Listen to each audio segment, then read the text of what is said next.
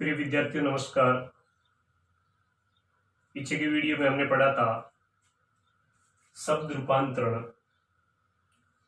शब्द रूपांतरण के विकार तत्व। शब्द रूपांतरण के मतलब विकारक तत्व वे कौन कौन से तत्व है जो संज्ञा, सर्वनाम, विशेषण और क्रिया में विकार उत्पन्न करते हैं। किन किन तत्वों से संज्ञा, सर्वनाम, क्रिया और विशेषण में परिवर्तन आता है, और जो शब्द संज्ञा, सर्वनाम, विशेषण और क्रिया में परिवर्तन लाते हैं उनको अपन कहते हैं विकारी शब्द।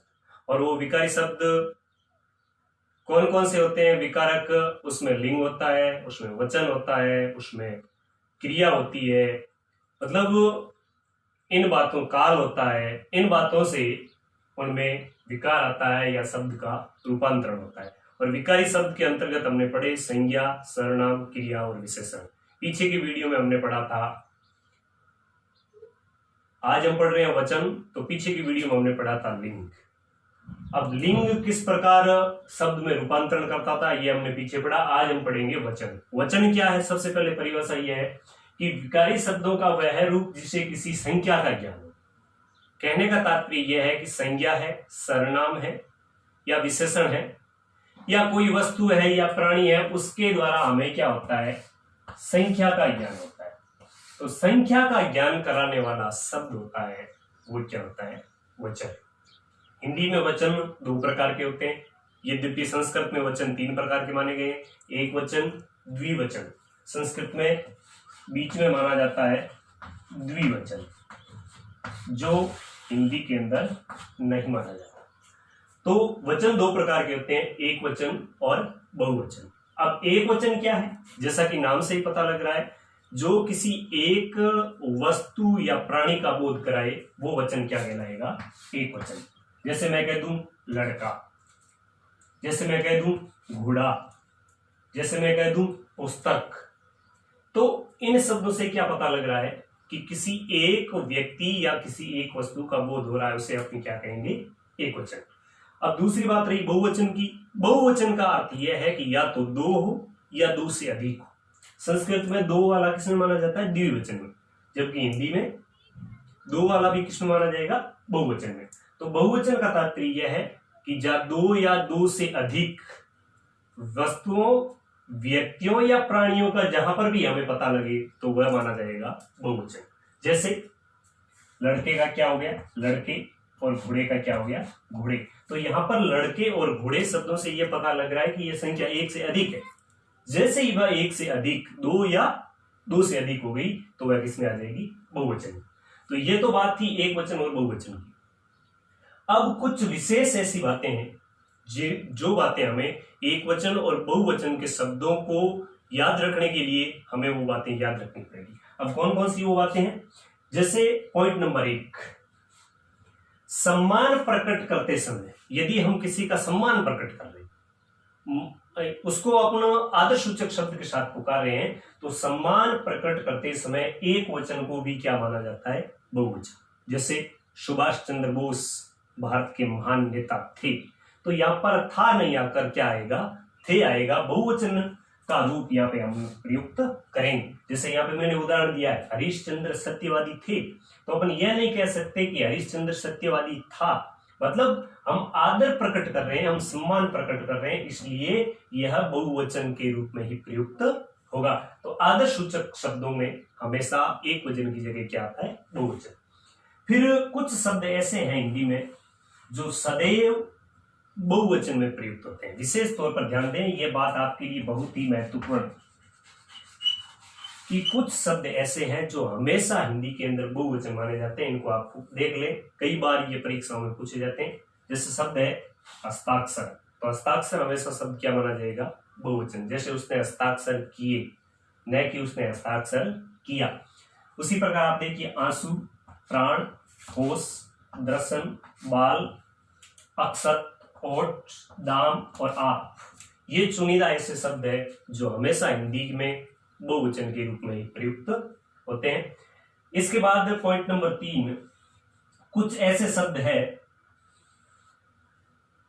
जिनको जोड़कर अपन क्या बनाते हैं, बहुवचन बनाते हैं। जैसे गण, लोग, जन, समूह और वृंद, इन शब्दों को जोड़कर एक वचन से अपन क्या बनाते हैं, बहुवचन। जैसे आप वृंद का ही देखिए या आप गण का ही देखिए, विद्यार्थी गण, शिक्षक गण, शिक्षक लोग, मतलब या फिर पक्षी वृंद, खग वृंद, तो इन शब्दों को जोड़कर एक वचन का हम क्या बना सकते हैं, बहुवचन।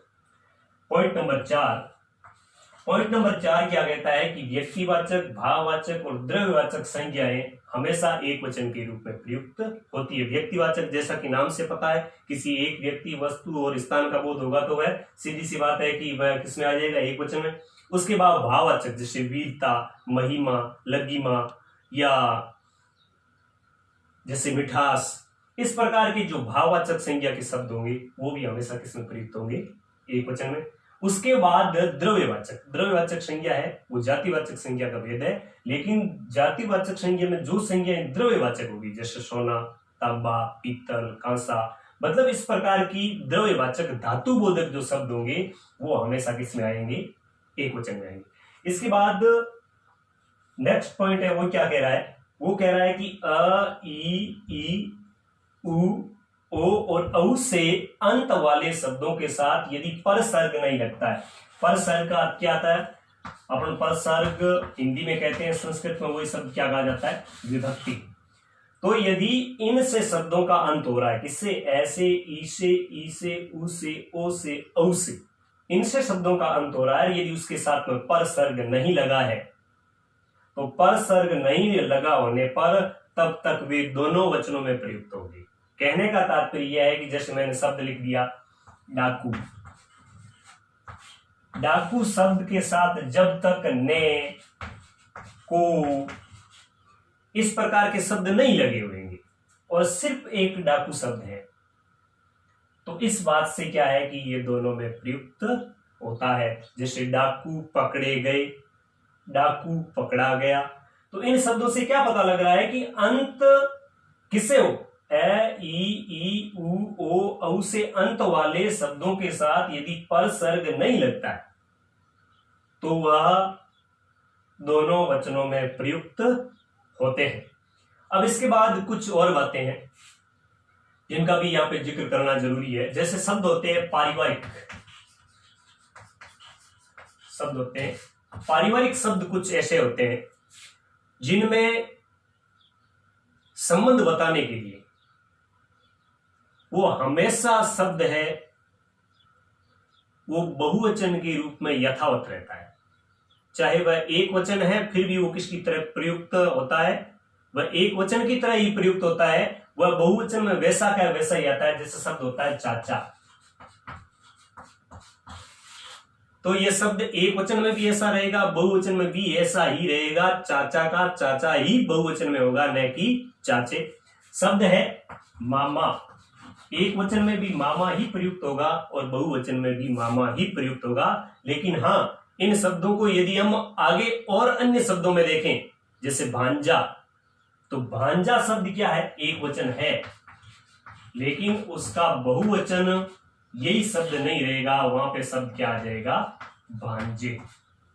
तो यहां पर भांजा है या फिर भतीजा है, तो इनका बहुवचन भतीजा या भांजे होंगे, लेकिन चाचा, मामा, दादा, दादी, माता, पिता, ये इस प्रकार के शब्द है, नाना, नानी, जिनको हमेशा जैसा एक वचन में है वैसा ही वह बहुवचन में रहेगा। अब एक शब्द और आता है कि जैसे अपने संबोधन करते हैं, क्या करते हैं, संबोधन। तो संबोधन में कई बार अपनी गलती क्या करते हैं कि ओ लगाएं या ओ लगाएं या ओ लगाएं, तो इस शब्द से भी कई बार गलती हो जाती है। तो ये शब्द होते हैं संबोधन वाले, उनमें हमेशा ओ नहीं लगता है, ओ लगता है। जैसे शब्द है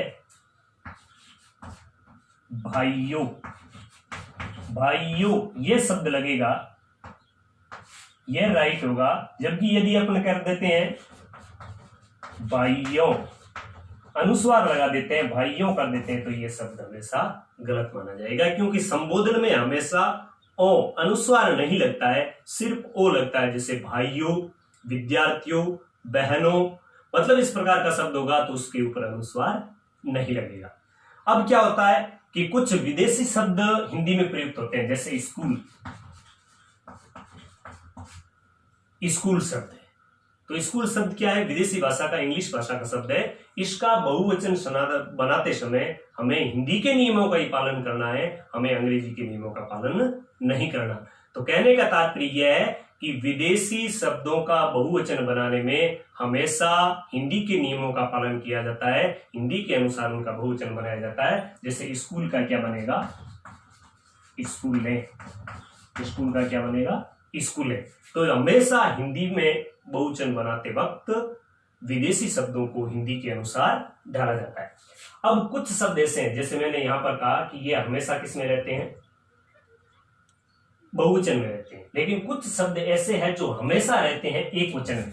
उन शब्दों के बारे में यहां पर बताऊंगा आपको कि कुछ शब्द हमेशा एक वचन में रहने वाले शब्द है। जैसे आप कहोगे जनता, जनता शब्द, जैसे जनता जाग उठी। जिस शब्द है वर्षा, वर्षा हो रही, जनता जाग उठी, वर्षा हो रही है।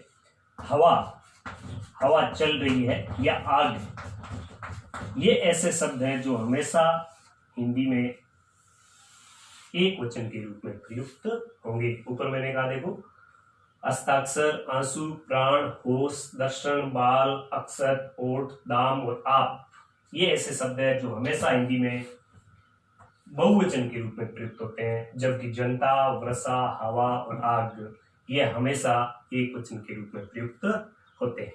तो प्रिय विद्यार्थियों, यह थी जानकारी शब्द रूपांतरण के विकारक तत्व के अंतर्गत वचन की।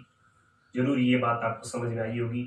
यदि आपको ये समझ में आई है तो आप कमेंट बॉक्स में जाकर इसके बारे में अपनी राय दें। जय हिंद, जय भारत।